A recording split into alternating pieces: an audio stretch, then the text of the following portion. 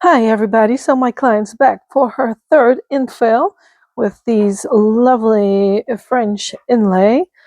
Yeah, but today we are going to do some decoration because it's going to look weird. Just giving this an infill, the ratios will be way off. So yeah, let's create something gorgeous. So as usual, I'm just going to take off the first layer. So basically with this nail set, it's just taking off the top coat and looking for any lifting, which she doesn't have. Yeah, when that's done, it's time to do the infill, shaping, and nail art. So in my last video, I tried to show you guys how you're able to see where there's any cuticle tissue or whatever, and I understand that it's quite hard to see. When you're first starting off, it's not that easy. So I'm just going to show you again in this video. Let's see if I can get that. Normally I remove cuticle tissue by hand with this client, but today I've decided to use the e-file, especially for you to see how to remove the cuticle tissue. So basically, if you're doing an infill, it's almost like 100% sure that the cuticle tissue is going to be on the entire length of the new nail growth, and you can see it right there. Sometimes it's a little bit attached to the artificial product. So first I'm going to go around the proximal nail fold. That will also show me like a little bit how much cuticle tissue is left on the nail plate, and you can see it standing up right there.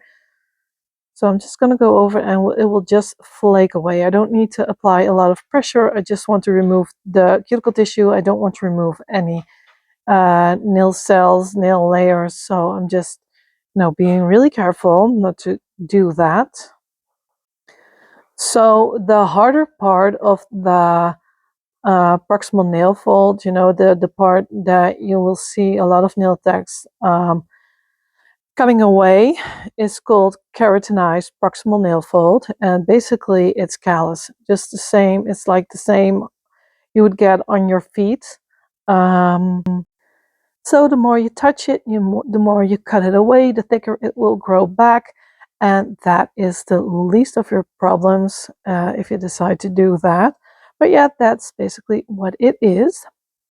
So the proximal nail fold is the skin on top of your eponychium and your nail matrix, and the part that's keratinized is the part that will look, it can look thick and ugly, but if you really take care of it with a good nail oil and just stay away from it, it will look soft and nice. And cuticle tissue is the part that's left on your nail, and it's basically like a glue, and it comes from your eponychium. It will hold your proximal nail fold down on top of your nail plate, and so it's a really important seal. It will prevent bacteria, viruses, fungus from entering into your skin and into your bloodstream and into your nail. So it's a pretty important part to just, keep it attached to the nail. And damage to it could result in nail trauma, like permanent nail trauma. So just be careful with that part. You don't want to put a lot of pressure on it or anything. And handling it the wrong way could cause severe infections, which, nobody wants, of course. So I'm just going to stop the anatomy and pathology right there for today. Let's focus on this lovely nail set. So I've already cleaned and scrubbed the nail plate. Next, I went in with my rubber-based clear to make sure that it has a great adhesion. And right now I'm going in with my Builder Gel Transparent Pink, which I absolutely love. And I'm handling it the way I handle a biap, except that I will do some filing on top because her nails are pretty long. and I have to do like a little bit of a reshaping to make sure that they don't curve down, but they are coming out straight out of the side walls. So first I'm just going to do a little reshaping with my hand file. Yeah, so basically taking off a little bit of length, just a tiny bit. And right now I'm filing the lower arches, making sure that they are coming straight off the sidewall. And because I'm doing that, I will have to file a little bit on top, but that's fine. It's just some minor work. And I will go underneath her nail with my e-file later on. And I don't remember if I've caught that on video this time, but yeah.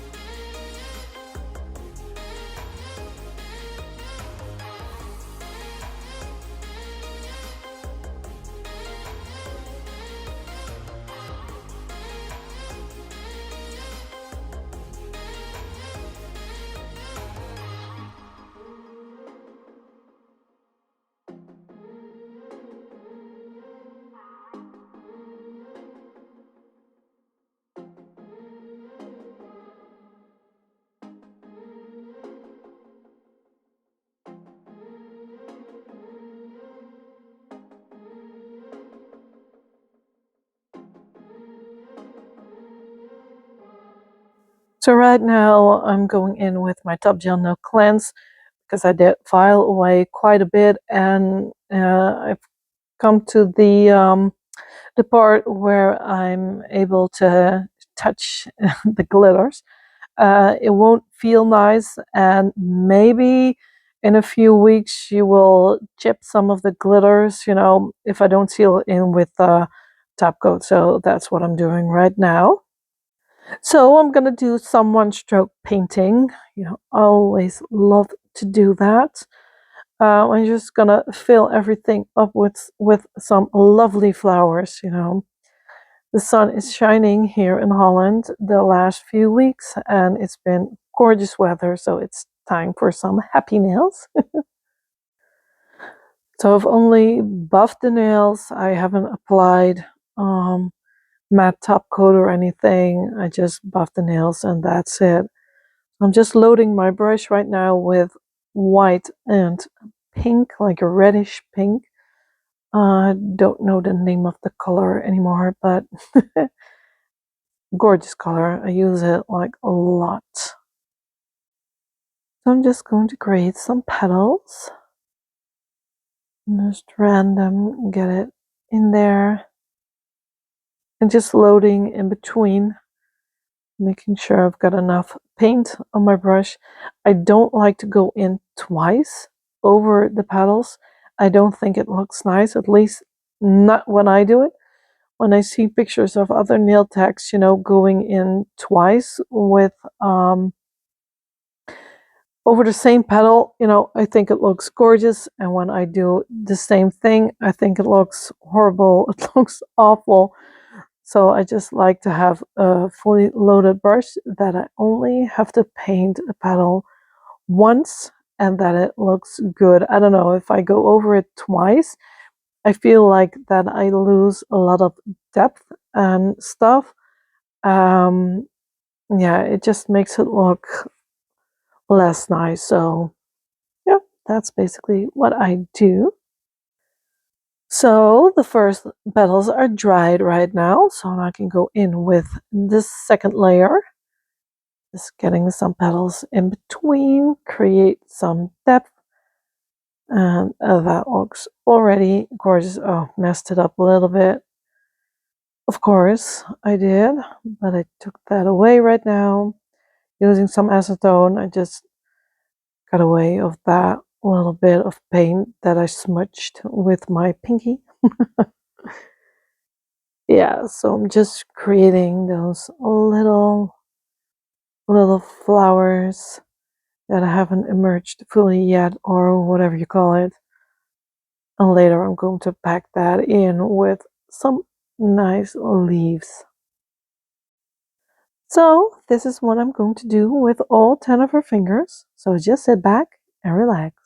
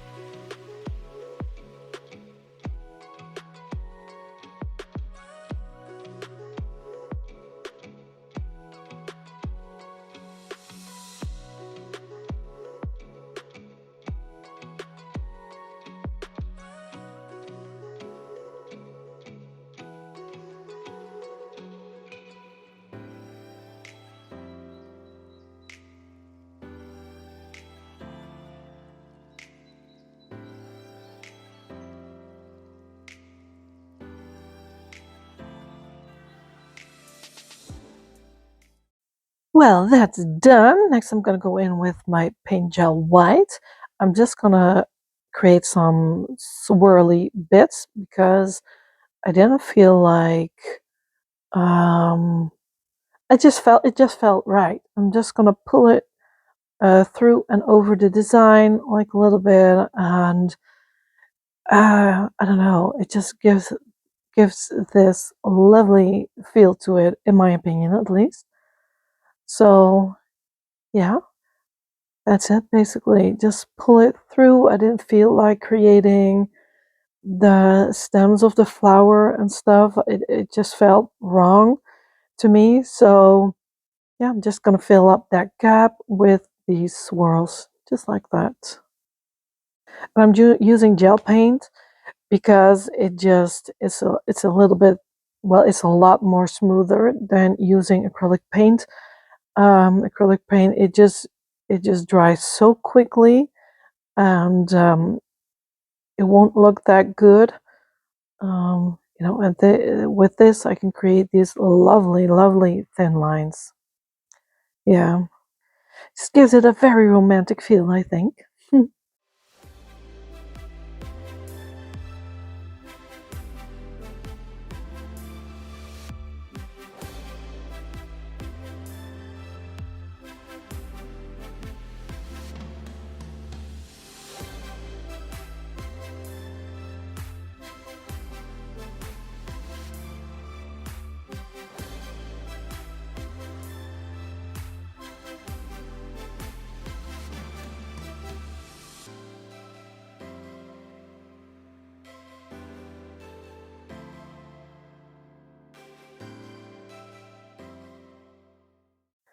And to seal it all in, I'm going in with my top gel no cleanse.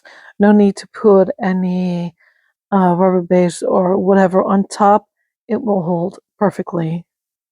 And here are her nails. I think they came out gorgeous, and I didn't have to change her inlay design, and it just looks gorgeous coming through like that. So thank you so much for watching. I really hope you've liked this video, and I wish you all a very good day. Goodbye.